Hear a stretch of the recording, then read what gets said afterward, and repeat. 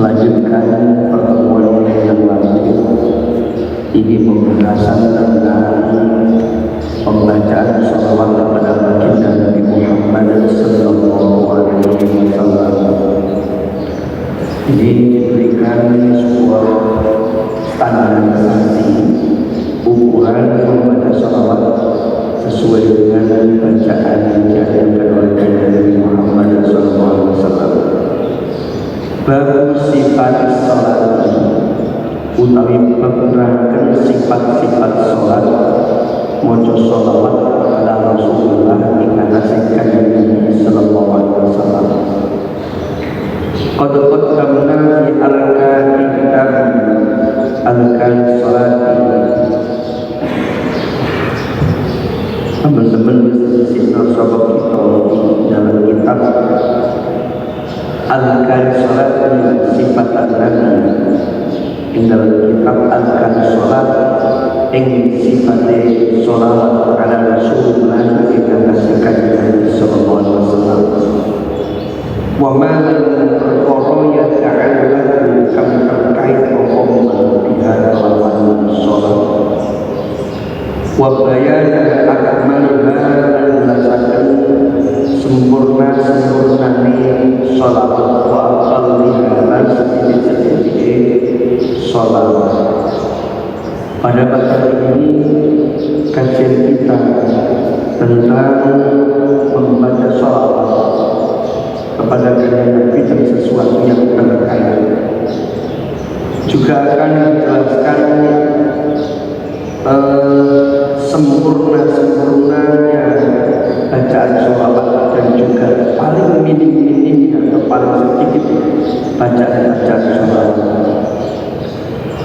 amma qala anapun utawi sesuatu qala kang wis pendapat hu ing ma sapa ba'du ashabina sebagian pira-pira sahabat kita wa bani Abi Zaid wa bani Abi Zaid lan ibnu Abi Zaid al-Maliki kang bangsa Maliki min istihbab ziyadatin saking amri kesunahan nambahi ala dalika sesolawat wahiyam kami nambahi solawat warham Muhammadan wa ala Muhammad warham Muhammadan wa ala Muhammad yang nambahi lapat warham Muhammadan wa ala Muhammad fahada untuk kali ini tambahan bid'atun salah keliru la asla orang dasar hadis itu mawujud laha maring bid'ah orang yang sangat muliakan di sini kadang kita ini mendengarkan satu kelompok ketika membaca sholawat itu ada tambahan Allahumma sholli ala sayyidina Muhammad warham Muhammadan wa ala Muhammad ditambahi kalimat warham Muhammadan Allahumma sholli ala Allahumma sholli warham ala Muhammadan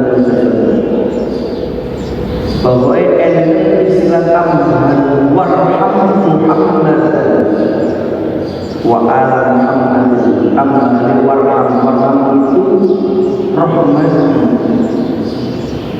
Ini kalau pendapat Abi Zaid ini dianjurkan nambah.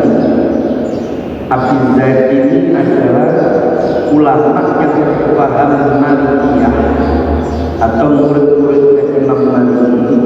Ada anjuran nambahi warham Muhammadan, tapi dikritiki oleh beberapa ulama-ulama yang lain dalam kitab Al-Adhan bahwasanya orang yang menambahi warham Muhammadan redaksi warham Muhammadan itu ada termasuk kekeliruan. Umumnya sholawat itu Allahumma sholli ala sayyidina Muhammad wa ala ali sayyidina Muhammad, tidak pakai warham Muhammadan wa ala Muhammad, tidak pakai ini dikritisi oleh ulama-ulama Kiai Nawawi al-Misri bahwasanya itu tidak ada dasar hadisnya.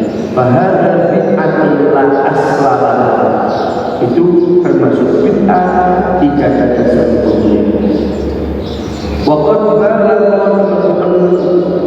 teman-teman di sebuah Imam Abu Bakar bin Arabi al-Maliki fi kitab Syarh al-Tirmidzi fi inkari dzalika tinggal ingkari redaksi warham Muhammadan wa ala Muhammadin.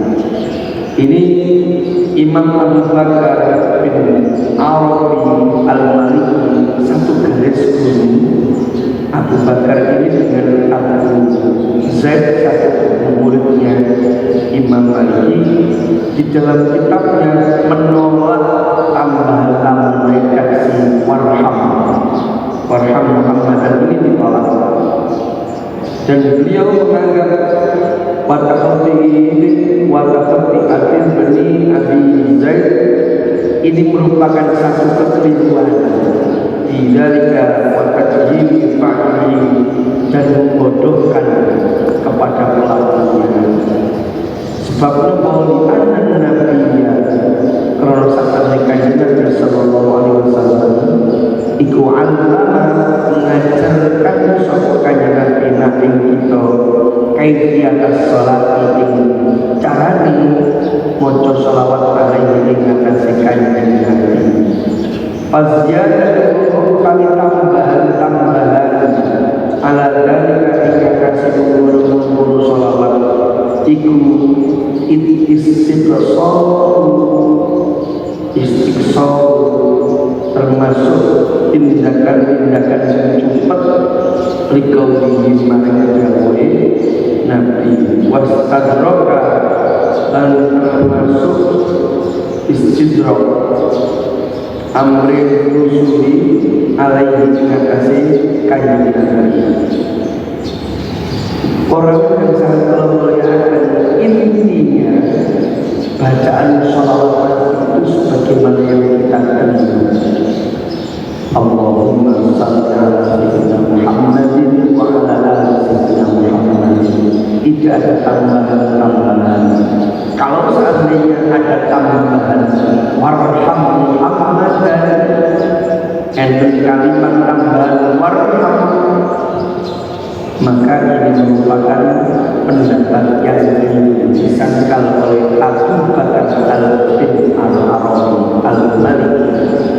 Walaupun ada seorang tokoh bernama Abu Zaid bin Zuhri, tetapi di kalangan ulama Malikiyah itu sudah disalahkan.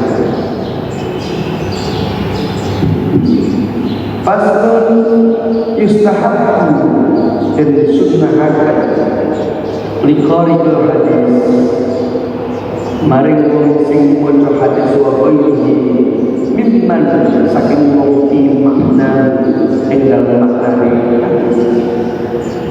idza kira lakai disebut sapa Rasulullah asmane kanjeng Nabi sallallahu alaihi wasallam ayyar fa'an yang membal terakan sapa wong sautah ing suarane asal salati kelawan maca sholawat alaihi ngatasi Nabi wa taslim lan maca salam wala yubali lan maca temen-temenan sapa wong firqati ing dalem terakan sholawat ubalatan kelawan oleh temen-temenaken fahisatan kang jelek kang elek wa mimman lan sangking menasrokan memberikan ketetapan ala rafis sauti mengatasi terakan suara al-imam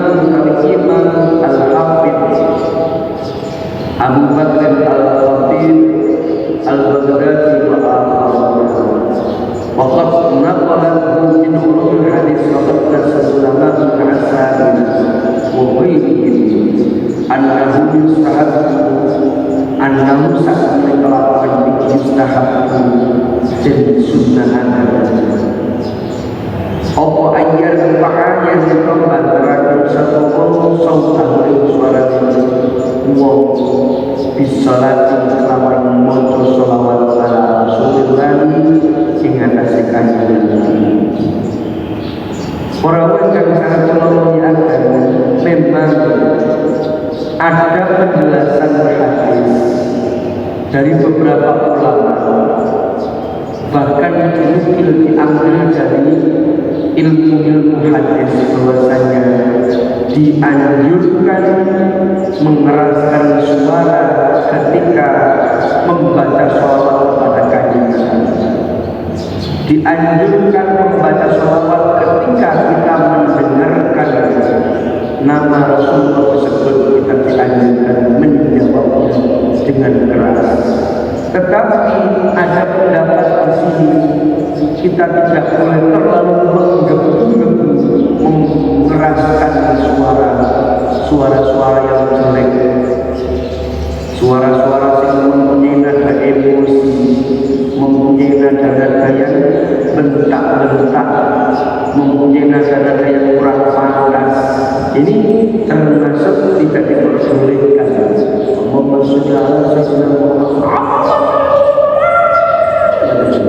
Mungkin ditambah tujuannya adalah misalnya untuk macam-macam, mungkin kanggo terlalu membanggakan, maka ini sangat-sangat tidak dianjurkan. Dianggap tidak sopan, dianggap jelek, cukup biasa saja, tidak usah membanggakan. Kenapa? Karena di situ ada nilai-nilai kejelekan. Contohnya dengan membaca sholawat, membaca salam, misalnya seorang mubaligh, seorang penceramah, seorang khatib itu mengucapkan salam dan assalamualaikum warahmatullahi wabarakatuh. Jawabannya normatif, waalaikumsalam warahmatullahi wabarakatuh. Sampai ada kata ini pasti ada nilai-nilai penghinaan.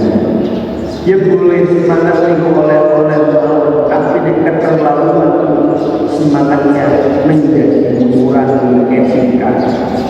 Di sini ketika membaca sholawat itu disebutkan nama orang yang nama makhluk yang terhebat, teristimewa. Makanya kita dianjurkan menjawabnya dengan santun, dengan bacaan biasa. Boleh dibanter keras, tapi tidak sampai menggebu-gebu. Allahumma sholli alaihi boleh, tapi tidak sampai ada nada-nada seperti membentak seolah-olah memamerkan kepada orang lain, maka ini dinilai kurang pantas dan tidak dianjurkan menurut pendapat kitab Al-Nawawi. Bahwa itu bacanya baca no, tapi belum sampai menggebu-gebu. Ini terlihat kurang etis atau tidak memiliki etika. Bab istiftahi doa utawi bab merangkatkan nabi dulu. Bilhamdulillahi kelawan alhamdulillahi kelawan nyebut asmani Allah. Wassalat lan maca sholawat kalan nabi ing atase kanjeng Nabi sallallahu alaihi wasallam. Rawaina Sunan Abi Dawud at-Tirmidzi wa Nasa'i an Fadl bin Ubayd radhiyallahu anhu.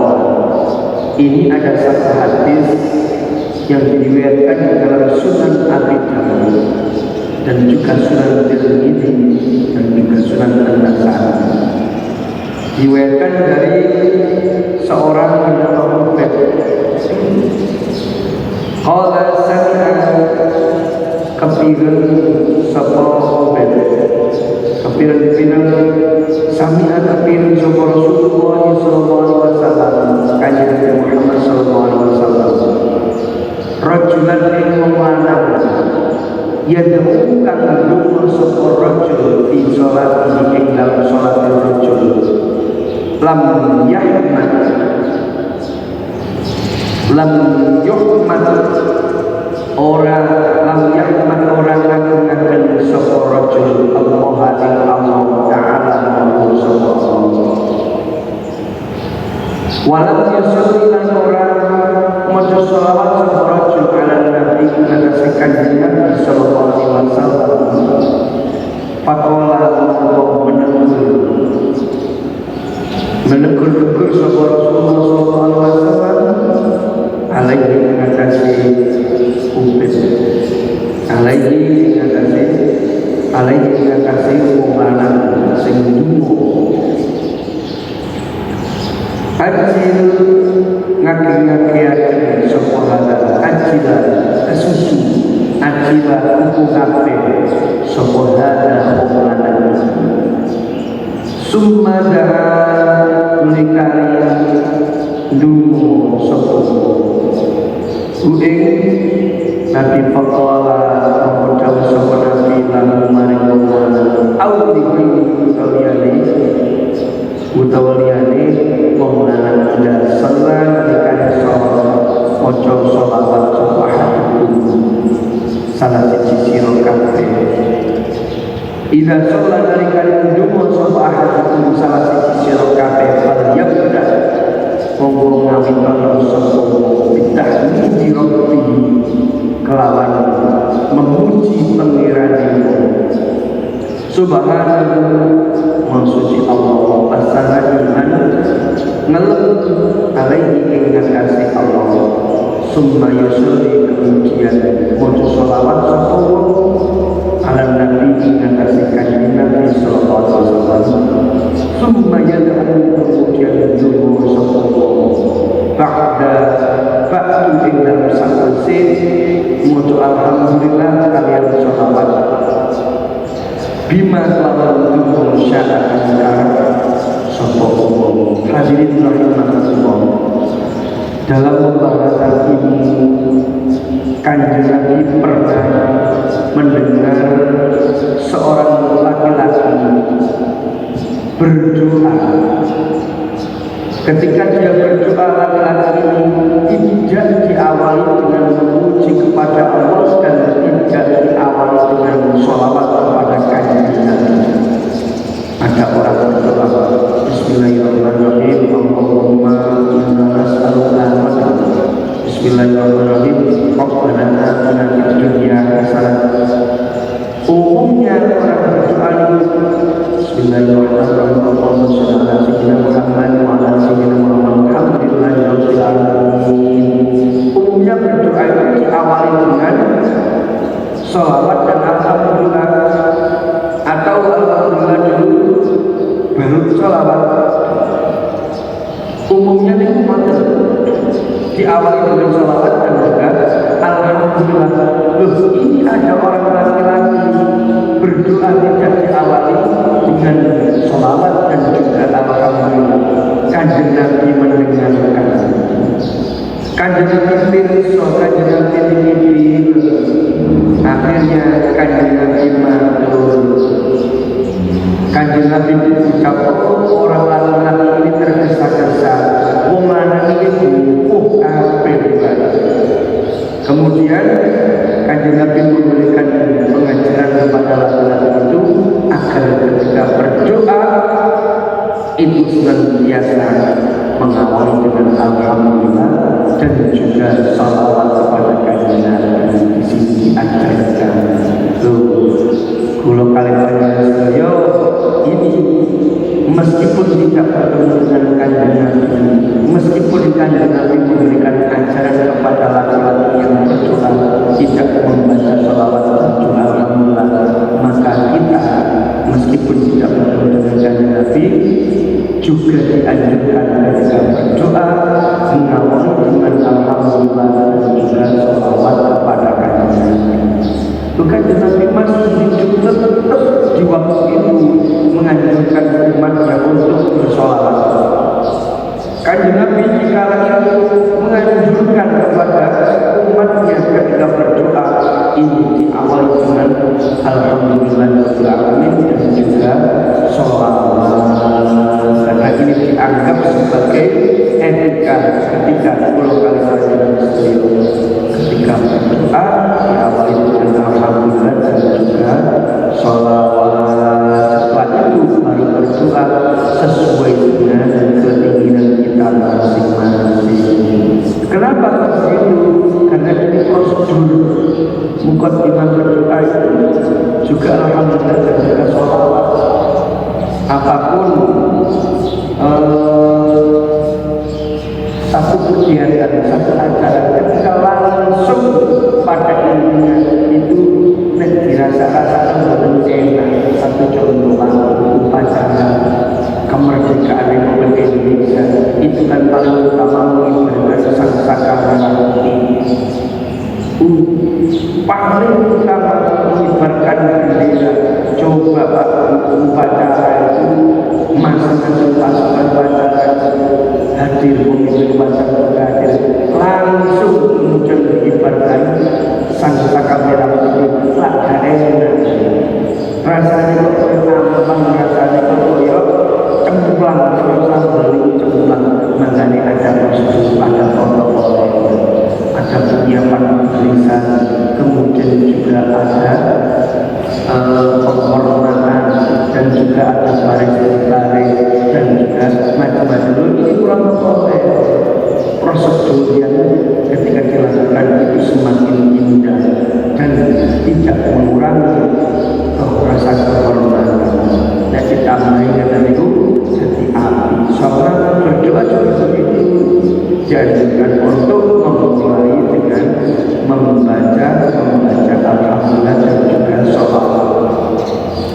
rawaina fi kitab Tirmidzi, diriwayatkan dalam kitab Imam Tirmidzi an Amr an Umar bin Khattab, bersumber dari hadisnya Umar bin Khattab radhiyallahu anhu, inna du'a, sesungguhnya doa itu mauqufun, mandek, di cancel, pending baina sangat tinggal antara langit wal ardi dan bumi, la yasqudu ora bakal munggah min saking dulu apa syai'un suwi-wiji hatta salia sehingga maca sholawat sapa sira ala nabi sira. Ini ada satu hadis diriwayatkan dari Imam Tirmidzi bersumber dari Umar bin Khattab bahwasanya setiap doa, bahwasanya doa itu yang tidak diawali dengan sholawat kepada kanjeng Nabi, maka dianggap doa itu terpending atau mau atau berhenti antara langit dan bumi. Doa itu tidak akan bisa sampai sedikit pun kepada Allah sehingga orang itu memulai dengan bersolawat kepada kanjeng Nabi. Ini hadis dari Imam Tirmidzi bersumber dari Umar bin Khattab. Makanya kalau kali panjang saya sampai ketika berdoa tidak menyebut nama Nabi Muhammad atau tidak bersolawat kepada Nabi Muhammad, tapi cukup Allahumma sholli ala sayyidina Muhammad wa ala sayyidina Muhammad alhamdulillah. Jadi jangan langsung berdoa, tetapi diawali dengan sholawat dan juga alhamdulillah. Di sini secara tegas Umar bin Khattab menyatakan bahwasanya doa itu akan berhenti antara langit dan bumi, tidak akan sampai sedikit pun sehingga seseorang itu mau bersolawat kepada kanjeng Nabi Muhammad SAW. Kultu berpendapat sahabat Ingsun pengarang kitab Al-Alkan fi kitab kultu ajma'a, sepakat sapa ulama ala istiqbabi ibtidai doa ila tasir sunnah ngawur bil hamdulillah kelawan alhamdulillah ta'ala subhanallah wassadani dan memuji alaihi dengan kasih Allah. Summa salatu, kemudian baru membaca salawat ala Rasulillah dengan nasihatnya Nabi sallallahu alaihi wasallam. Wa kadzalika lan kaya mulu-mulu sunah nakhtim, mengakhiri sabda kita doa itu tukang diakhiri apa doa bima lawan alhamdulillah dan salawat asal fi hadzal bab katsirun ma'ruf. Ini bantu ada juga kesepakatan para ulama, pendapat ulama yang masyhur dan sangat terkenal, disunahkan memulai dan mengakhiri doa itu dengan alhamdulillah dan juga sholawat kepada baginda Nabi Muhammad SAW. Yang singkat ternyata luwih disebut di sholawat dan alhamdulillah sebab Allahumma sholli ala sayyidina Muhammadin wa ala ali sayyidina Muhammad walhamdulillahirabbil alamin. Allahumma barik lana fi zalika. Bismillahirrahmanirrahim. Alamin. Allahumma sholli wa sallim ala sayyidina Muhammad wa ala ali Muhammad. Jangan Allah bayangkan nek dari hadis ini berarti alhamdulillah disik harus sholawat. Tapi banyak sering kita dengarkan kebiasaan di sekitar kita itu sholawat disik alhamdulillah. Cuma yang paling penting ketika berdoa jangan sampai meninggalkan sholawat dan juga alhamdulillah. Bahkan Umar bin Khattab doa yang tidak diawali dengan sholawat atau doa yang di dalamnya tidak ada bacaan sholawat maka akan berhenti antara langit dan bumi, tidak akan